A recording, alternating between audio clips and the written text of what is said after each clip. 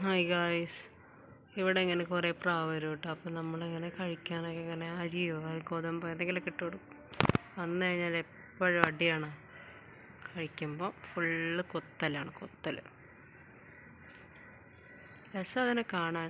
പക്ഷേ ഇവറ്റകൾ ചിലപ്പം പൂച്ചയൊക്കെ പിടിച്ചു കൊണ്ടുപോകും. അപ്പോൾ ഭയങ്കര വിഷമമാണ്.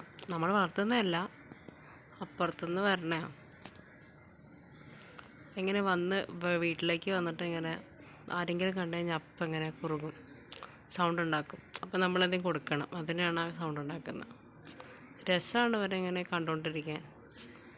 ഇങ്ങനെ ഇവിടെ തന്നെ ഈ പരിസരത്ത് തന്നെ നിൽക്കും ചെയ്യും. രാത്രിയൊക്കെ ചിലപ്പം പോവില്ല, ഇങ്ങനെ നിൽക്കും.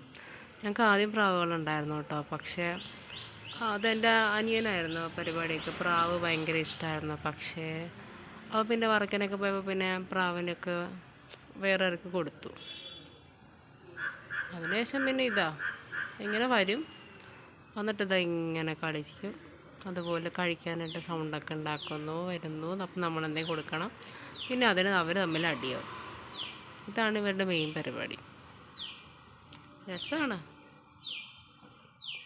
കണ്ടോ, കുറേ ഉണ്ടായിരുന്നു തോന്നണു. കുറേയൊക്കെ പൂച്ച പിടിച്ച്.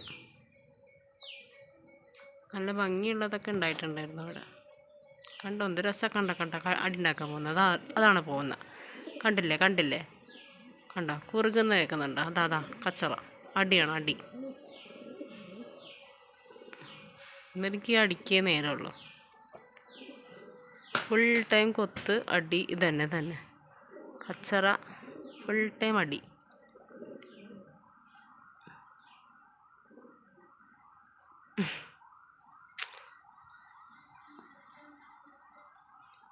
ഓടി വരുന്നൊക്കെ ഉണ്ട്.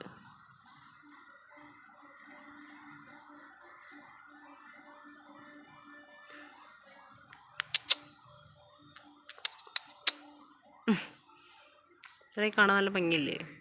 നല്ല കളറാണ്. അതാ കൊത്താനോടി. ഇതൊക്കെയാണ് ഇവരുടെ പരിപാടി. ഓരോരുത്തർക്ക് നേരം പോകണമല്ലോ, ഇങ്ങനെയൊക്കെ നേരം പോവുള്ളൂ. എന്തൊരു എൻ്റർടൈൻമെൻറ്റാണ് നോക്കണേ. എല്ലാവർക്കും കഴിക്കാനുള്ളതുണ്ട്, എന്നാലും അടി ഉണ്ടാക്കും. വേറൊരാളടിക്കുന്നത് ഇഷ്ടമല്ല. അപ്പോൾ ശരി ഗായ്സ്, ബൈ. അടുത്ത വീഡിയോ കാണാം കേട്ടോ.